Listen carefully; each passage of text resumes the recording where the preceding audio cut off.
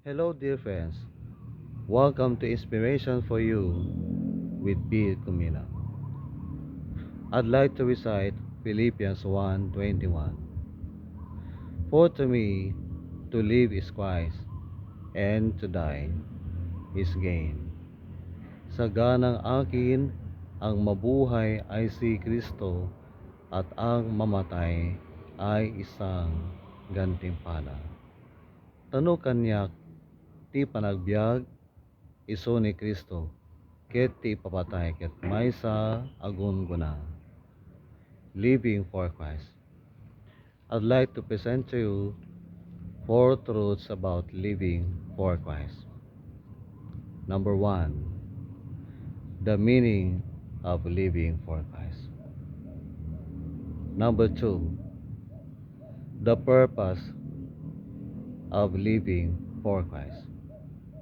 Number three, the scope of living for Christ. And lastly, number four, the benefits of living for Christ.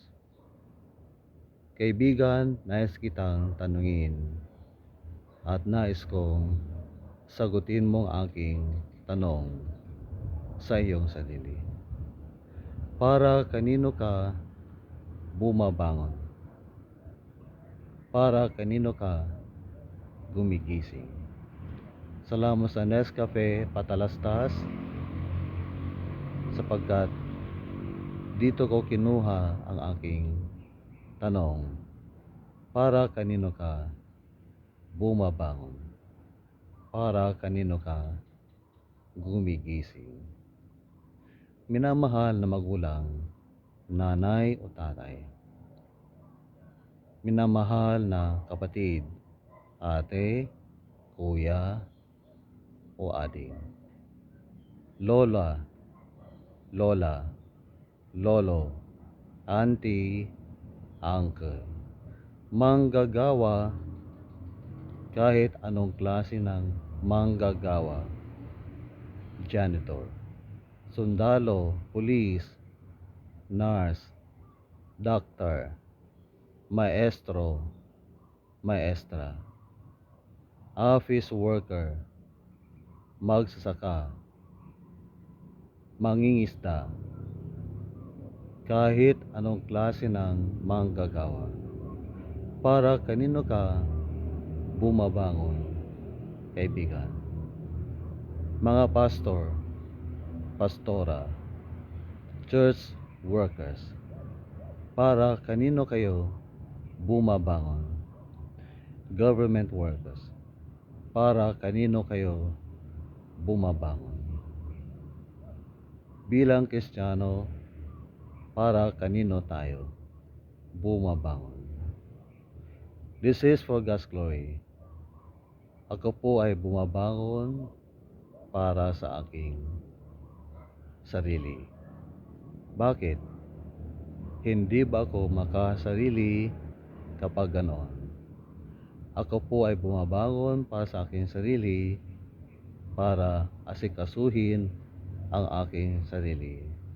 Para mabuhay pa ako ng matagal para sa aking pamilya. Ako po ay nagdadasal para sa aking sarili. Ako po ay nagbabasa ng Biblia para sa aking sarili, para sa aking kaluluwa, para sa aking espiritu. At ako po ay umiinom ng tubig para sa aking sarili upang ako ay mabuhay. At ako po ay kumakain upang ako po ay maging malakas at malusog. At ako po ay nagpapaaraw tuwing umaga.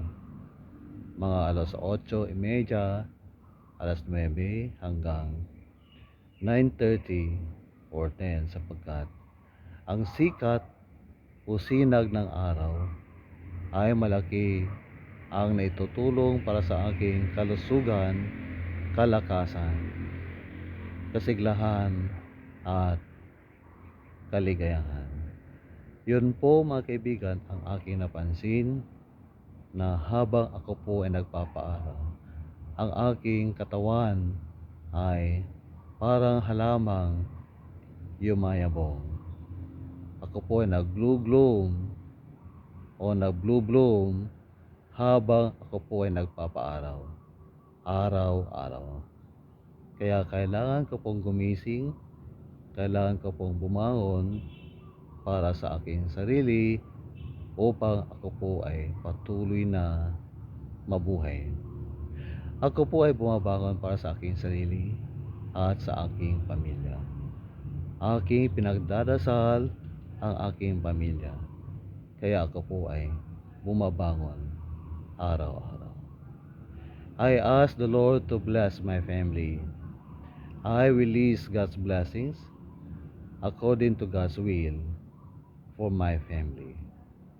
I humbly ask the Lord to bless Alona, my wife, my children, Marnie, Harmony, Clef Anthony, Ira Keisha, Ira Cosette, and my granddaughter, Isabel, my mother, Elinda, my sisters, Ate Aline and family, Raquel and her only son, Claire and her family, my brother Roderick and family.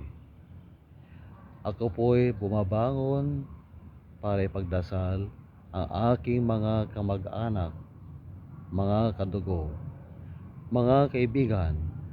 Alam mo kung sino ka, kaibigan, na palagi kong pinagdadasal.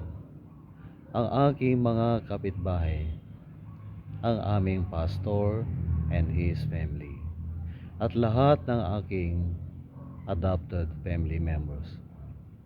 Marami kayo, di ba? Ako'y bumabangon ng maaga para ipagdasal kayo upang hilingin sa Diyos ang kanyang pagpapala para sa inyo. At bilang kasapi sa National Church, ako po'y bumabangon ng maaga, gumigising ng maaga para sa inyong lahat, para hilingin sa Diyos ang kanyang pagpapala para po sa inyo. At ako po'y bumabangon ng maaga para mag-aral ng salita ng Diyos para sa aking online ministry para ma-bless po kayo, mga kaibigan. Yan po ang aking purpose, layunin kung bakit ako bumabangon ng maaga, gumigising ng maaga. The meaning of living for Christ. When we do everything in this life for Christ, that is living for Christ. Kapag ang lahat ng bagay ay ginagawa natin sa buhay na ito para kay Kristo, hindi lamang para sa ating sariling kapakanan, kundi para sa ikabubuti ng mga anak ng Diyos, we are doing everything for Christ. Amen. Secondly, the purpose of living for Christ. The answer to the question, what's your purpose in living for Christ, is exuded by 1 Corinthians 10:31. Kung sa makatuwid, kayo ay kumakain o umiinom o anuman ang inyong gawin, ay gawin ninyo ang lahat para sa ikaluluwalhati ng Diyos. English, whether you eat or drink or whatever you do, do all to the glory of God. Ngarod, no, mangan kayo, uminom kayo, ken anyaman nga aramiden nyo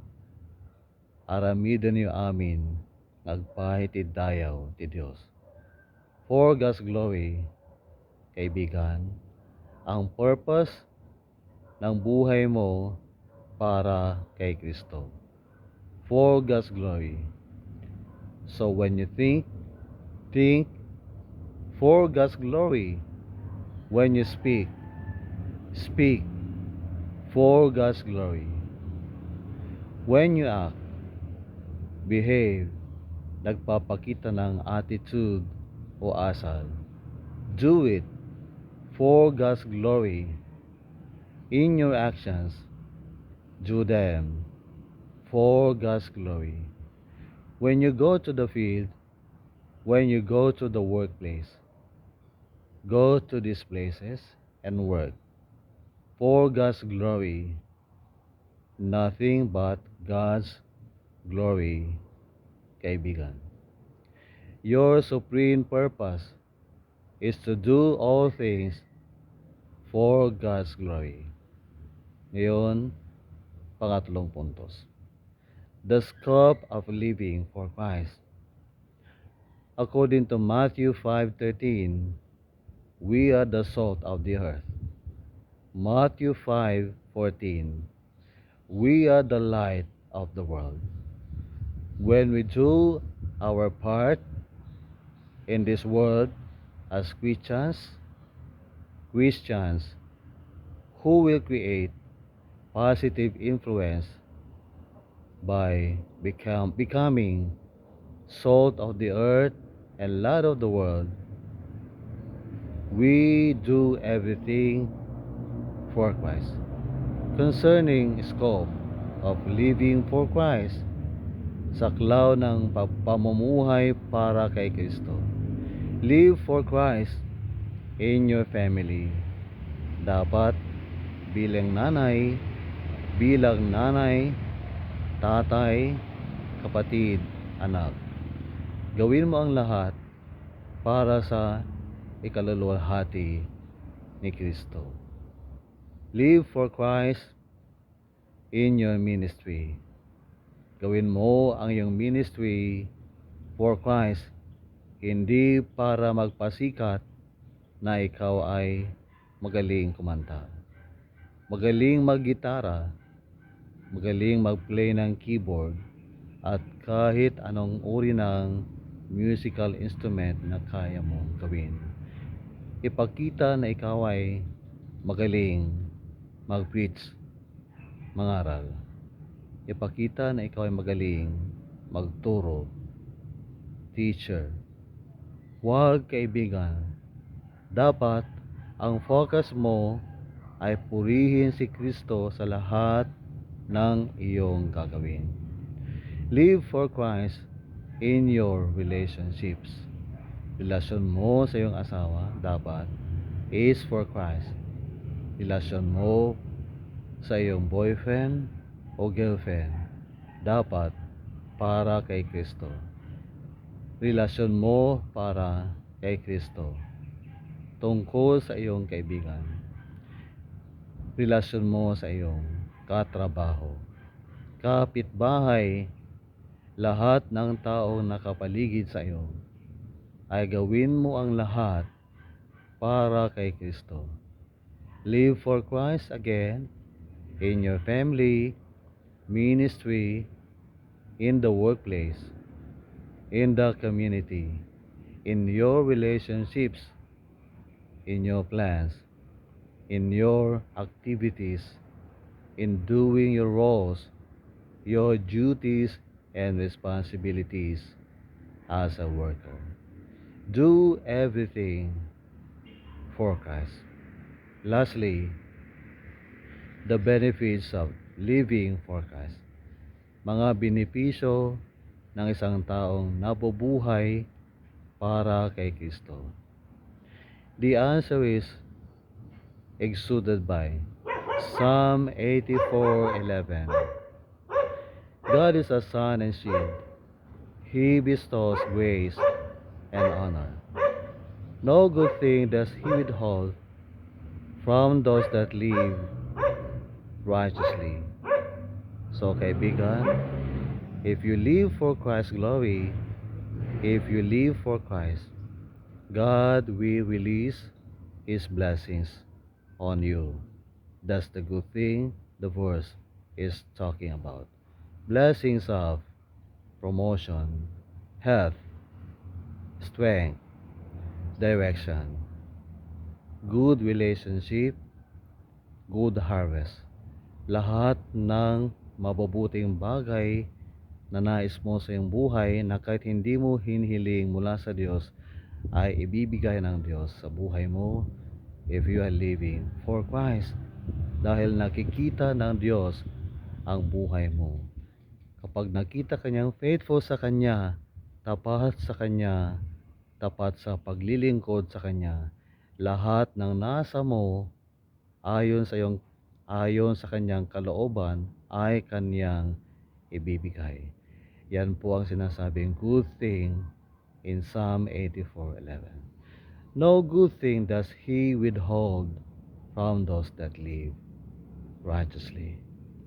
Walang mabuting bagay ang ipagkakait ng Diyos o ipagdadamot ng Diyos sa mga taong nabubuhay ng matuwid, sa mga taong nabubuhay para kay Kristo.